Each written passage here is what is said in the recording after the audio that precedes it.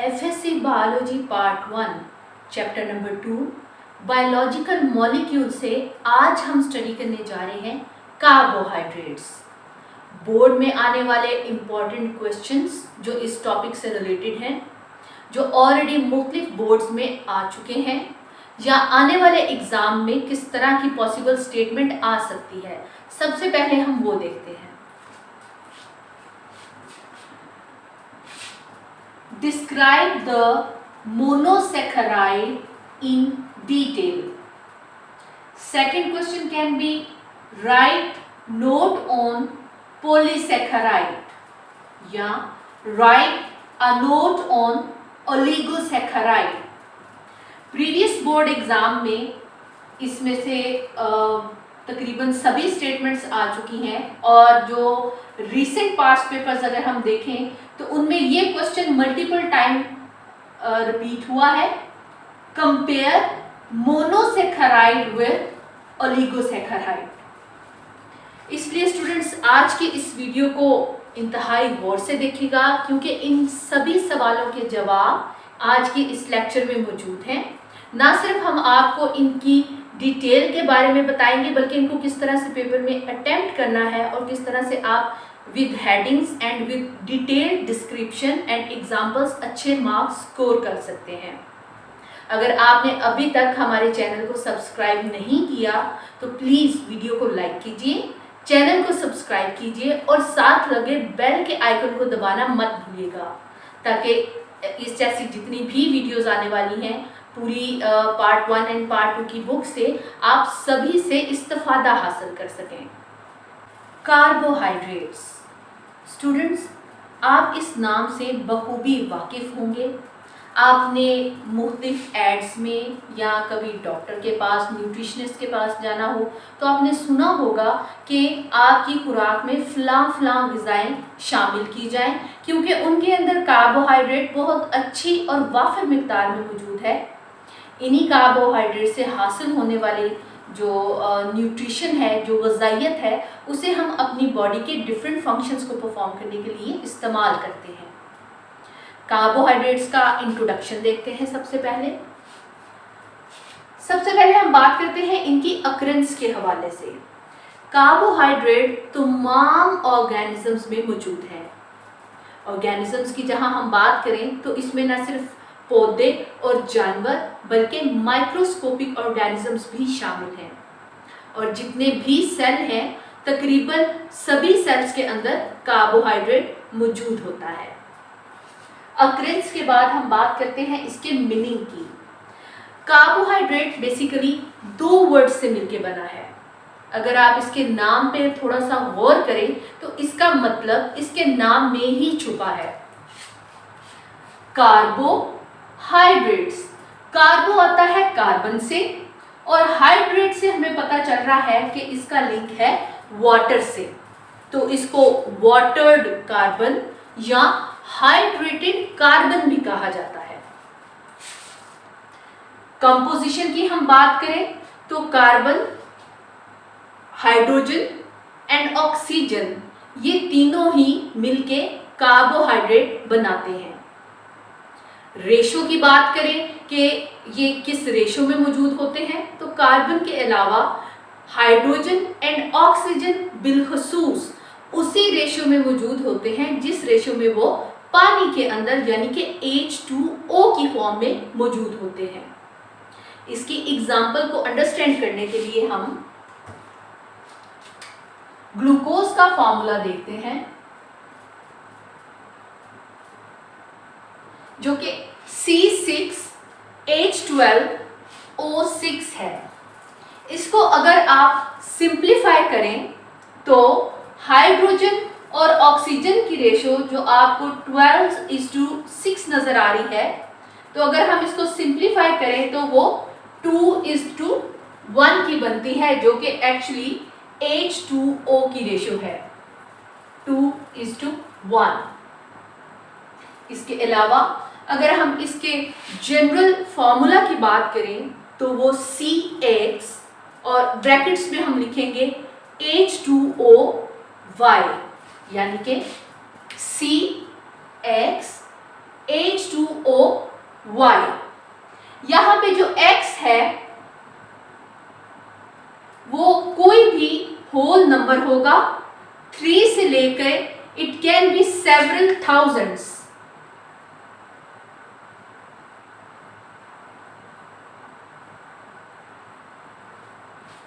जबकि Y वो भी ऐसा ही सेम होल नंबर हो सकता है या समटाइम इससे कुछ मुख्तलिफ भी हो सकता है। इस इंट्रोडक्शन की बेस पे यानी कि इसकी अक्रेंस, इसके मीनिंग, इसकी कंपोजिशन और इसके जनरल फॉर्मूला को देखते हुए अगर हम कार्बोहाइड्रेट्स को केमिकली डिफाइन करने की कोशिश करें, इसके लिटरल मीनिंग्स यानी कि हाइड्रेटेड कार्बन और वाटर्ड कार्बन से हटके, तो इसकी केमिकल डेफिनेशन कुछ इस तरह से होगी।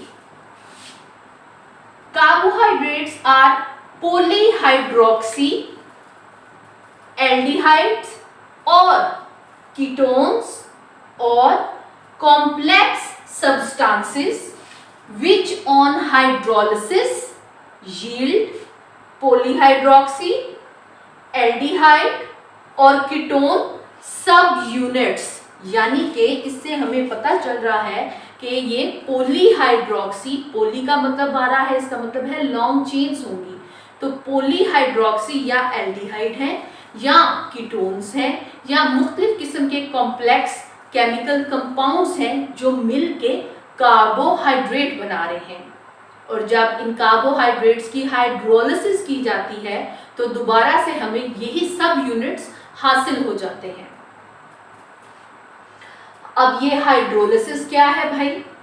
हाइड्रोलिसिस, लाइसिस का मतलब हमेशा होता है ब्रेक डाउन, तोड़ फोड़ करना, तोड़ना। हाइड्रोलिसिस यानी हाइड्रोलाइसिस, हाइड्रो कहां से आ रहा है? पानी से। तो हाइड्रोलिसिस कुछ इस तरह से हम डिफाइन करेंगे, break down of large molecules into smaller ones utilising water molecule. Large molecule कोई भी जैसे कार्बोहाइड्रेट है जिसमें हम किसी ग्लूकोज की या टेबल शुगर की बात करते हैं, वाटर मॉलिक्यूल को यूटिलाइज करते हुए उसको तोड़ फोड़ करके वापस से उसके खाम माल में या सब यूनिट्स में तकसीम करने का, तोड़ने का नाम हाइड्रोलिसिस है।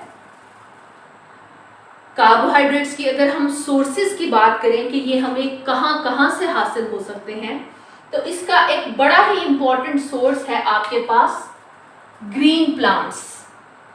ग्रीन प्लांट्स आपको पता है सूरज की रोशनी की मौजूदगी में क्लोरोफिल के अंदर वाटर के साथ साथ कार्बन डाइऑक्साइड को इस्तेमाल करते हुए अपनी खुराक खुद तैयार करते हैं, और वो खुराक एक बहुत ही सिंपल शुगर ग्लूकोज की फॉर्म में होती है।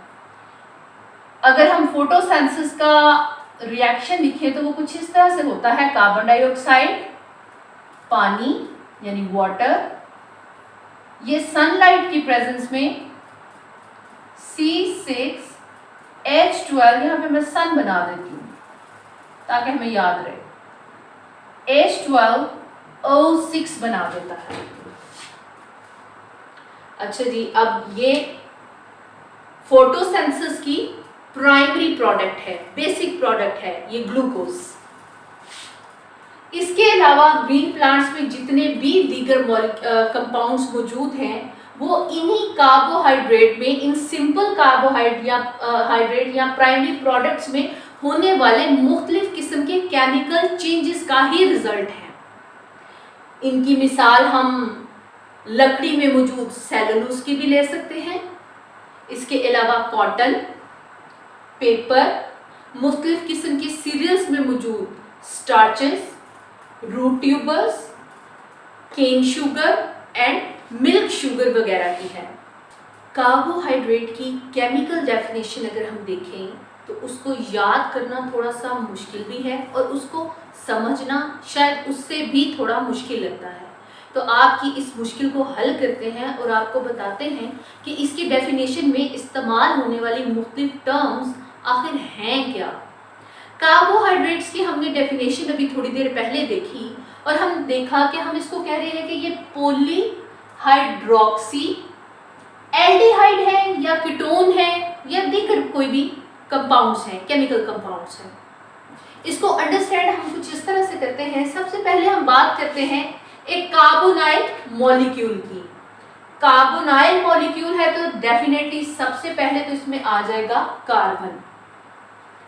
अब पॉलीहाइड्रोक्सी की बात कर रहे हैं तो हम यहां पे देख लेते हैं जी ऑक्सीजन। अब कार्बन की वैलेंसी है 4, टेट्रावेलेंट है ये। तो एक बॉन्ड इधर आ गया, एक इधर आ गया, एक इधर आ गया और एक इधर आ गया। लेकिन ऑक्सीजन जो है उसके आउटर मोस्ट शेल में 2 इलेक्ट्रॉन कम है, तो वो क्या करेगा, वो दोनों ही को कार्बन से बोरो कर लेगा और क्या करेगा, कार्बन के साथ डबल बॉन्ड बना लेगा।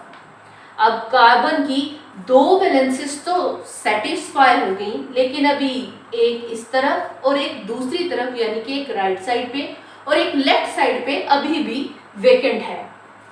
अब इस वैकेंसी में अगर एक तरफ हाइड्रोजन लगा हो और दूसरी तरफ कोई भी अल्काइल ग्रुप, तो इस तरह के मॉलिक्यूल को हम कहते हैं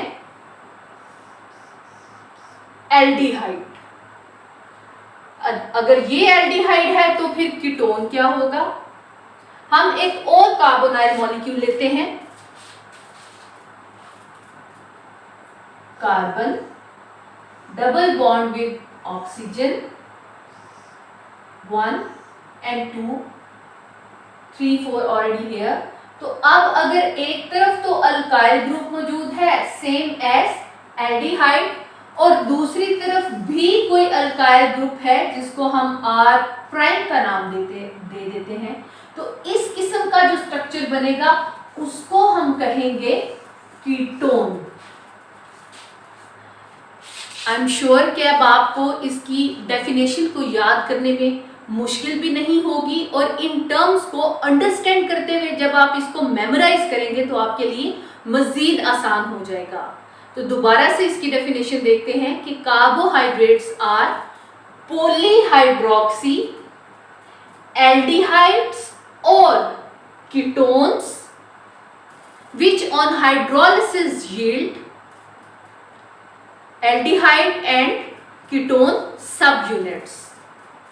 जहां हमें इसकी डेफिनेशन क्लियर हो गई है, वहीं ये भी जानना जरूरी है कि अगर कोई कंपाउंड मौजूद है तो हमें कैसे पता चलेगा कि वो कार्बोहाइड्रेट है या नहीं है। हम एक मॉलिक्यूल की एग्जांपल लेते हैं। फॉर एग्जांपल यहाँ पे आपको एक केमिकल कंपाउंड दिखाई दे रहा है जिसमें 1 2 3 4 5 6 कार्बन्स मौजूद हैं। सबसे पहले हम देखते हैं कि ये हमारी इस डेफिनेशन को फुलफिल कर रहा है या नहीं कर रहा। तो सबसे पहले हमने देखा एल्डिहाइड्स, तो क्या इस मॉलिक्यूल में एल्डिहाइड मौजूद है, वो नहीं तो क्या इसमें कीटोन मौजूद है। सबसे पहले देखते हैं जी एल्डिहाइड्स। तो एल्डिहाइड हमने देखा था एक तरफ हाइड्रोजन एंड दूसरी तरफ अल्काइल ग्रुप। तो यहाँ पे तो हमें नजर आ रहा है कि ऑक्सीजन के साथ डबल बॉन्ड बनाया हुआ है कार्बन ने, तो ये एक कार्बोनाइल है, कार्बोनाइल मॉलिक्यूल है और इसमें एक तरफ तो हाइड्रोजन है और दूसरी तरफ अल्काइल ग्रुप लगा हुआ है। तो यहां से हमें क्या पता चल रहा है कि ये एक एल्डिहाइड है।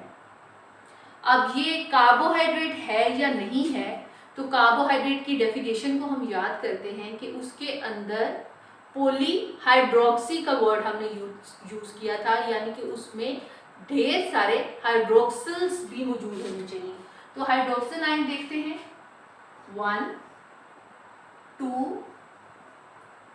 3 4 5, तकरीबन 5 यहाँ पे हाइड्रोक्सिल ग्रुप्स भी मौजूद हैं। तो हमारी जो डेफिनेशन थी पॉलीहाइड्रोक्सी एल्डिहाइड, इन तमाम टर्म्स पे तो ये पूरा उतर रहा है।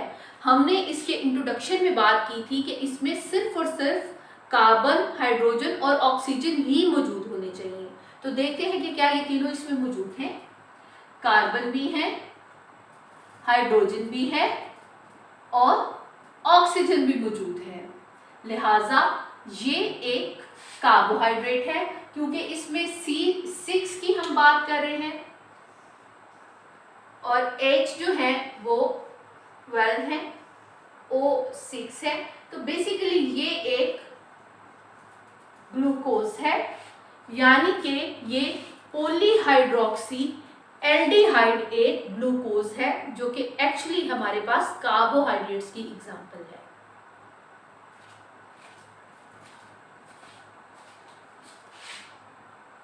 कार्बोहाइड्रेट की हम डेफिनेशन कर रहे थे, जिसका फर्स्ट पार्ट था कि ये या तो पॉलीहाइड्रोक्सी एल्डिहाइड्स हैं, जिसको अभी हमने ग्लूकोज की एग्जांपल से अंडरस्टैंड किया, या फिर ये पॉलीहाइड्रोक्सी कीटोन्स हो सकते हैं।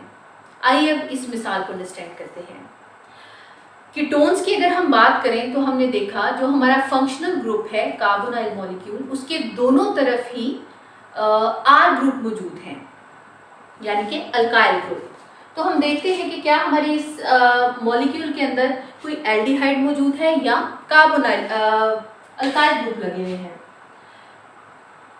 ये हमारा फंक्शनल ग्रुप है कार्बोनाइल, और इसके दोनों तरफ यहाँ पे भी आपको एक R नजर आ रहा है, जस्ट लाइक एल्डिहाइड्स, और दूसरी तरफ भी बिल्कुल इसी के जैसा एक और अल्काइल ग्रुप यानी कि R प्राइम हमें दिखाई दे रहा है, जो कि एक्चुअली हमने यहाँ पे अंडरस्टैंड किया था।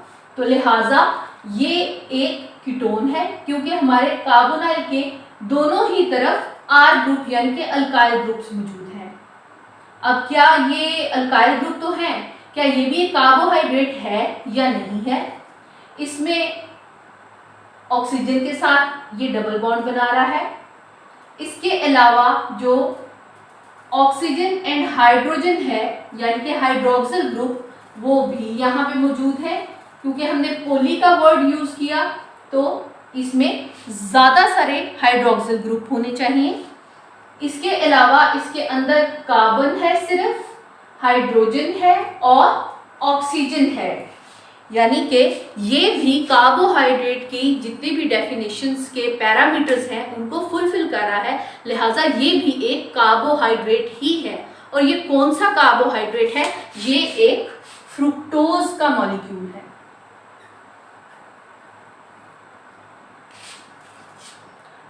डेफिनेशन का जो फर्स्ट पार्ट है कि कार्बोहाइड्रेट्स आर पॉलीहाइड्रोक्सी एल्डिहाइड्स और कीटोन्स, यहां तक आपने अंडरस्टैंड कर लिया। अब चलते हैं हम डेफिनेशन के दूसरे पार्ट की तरफ, यानी कि हमने बात की थी कि ये कीटोन्स या एल्डिहाइड हो सकते हैं या फिर दीगर केमिकल कंपाउंड्स हो सकते हैं, लार्जर केमिकल कंपाउंड्स हो सकते हैं, जिनकी अगर हाइड्रोलिसिस की जाए यानी कि वाटर को यूटिलाइज करते हुए they will and up in polyhydroxy aldehyde और कीटोन्स। हाइड्रोलिसिस की हमने बात की थी कि इसमें लार्जर मॉलिक्यूल्स को पानी के इस्तेमाल से ब्रेक किया जाता है और छोटे मॉलिक्यूल्स में तब्दील कर दिया जाता है, इसीलिए इसको हाइड्रोलाइसिस कहा जाता है, यानी कि हाइड्रोलिसिस। इसको अंडरस्टैंड करने के लिए हम एक एग्जांपल देखते हैं। फर्स्ट कीजिए, ये आपके पास कोई लार्ज केमिकल कंपाउंड मौजूद है जिसमें 1, 2, 3, 4 एंड 5 यूनिट्स मौजूद हैं। अब हमने वाटर के इस्तेमाल से इसकी हाइड्रोलिसिस यानी कि ब्रेक डाउन करना है। वाटर जब भी रिएक्ट करेगा तो पहले ये अपने यूनिट्स में डिवाइड होगा, यानी कि H+ एंड OH नेगेटिव। अब एक यूनिट के साथ हाइड्रोजन चला जाएगा और दूसरे के साथ हाइड्रोक्सिल चला जाएगा, तो यहां से जो बॉन्ड है वो ब्रेक हो जाएगा, यानी कि हमारा जो यूनिट नंबर 4 एंड 5 है उसके दरमियान बॉन्ड ब्रेक होगा और जो वहां पे वेकेंट जगह आ रही है, वैलेंसी आ रही है, उसको वाटर सेटिस्फाई करेगा। यानी कि अब जो हमारे पास कंपाउंड बनेगा उसमें 1 यूनिट, 2, 3 और 4 यूनिट्स होंगे, जिनके एक तरफ H+ आएगा और ये मॉलिक्यूल को कंप्लीट कर देगा, और दूसरा हमारे पास एक स्मॉलर मॉलिक्यूल आ जाएगा जिसमें एक तरफ ऑलरेडी हाइड्रोजन मौजूद था, तो दूसरी तरफ पानी में मौजूद हाइड्रोक्सिल ग्रुप यहाँ पे आ जाएगा। तो इस तरह से इस लार्जर मॉलिक्यूल को, वाटर को यूटिलाइज करते हुए, पानी के इस्तेमाल से बड़े मॉलिक्यूल से छोटे मॉलिक्यूल में तकसीम कर दिया गया। इसी तकसीम का नाम, इसी प्रोसेस का नाम हाइड्रोलिसिस है। और इसकी जो डेफिनेशन है कार्बोहाइड्रेट्स की, उसको ये मिसाल फुलफिल कर रही है, यानी कि other chemical compounds which yield polyhydroxy aldehyde or ketones on hydrolysis।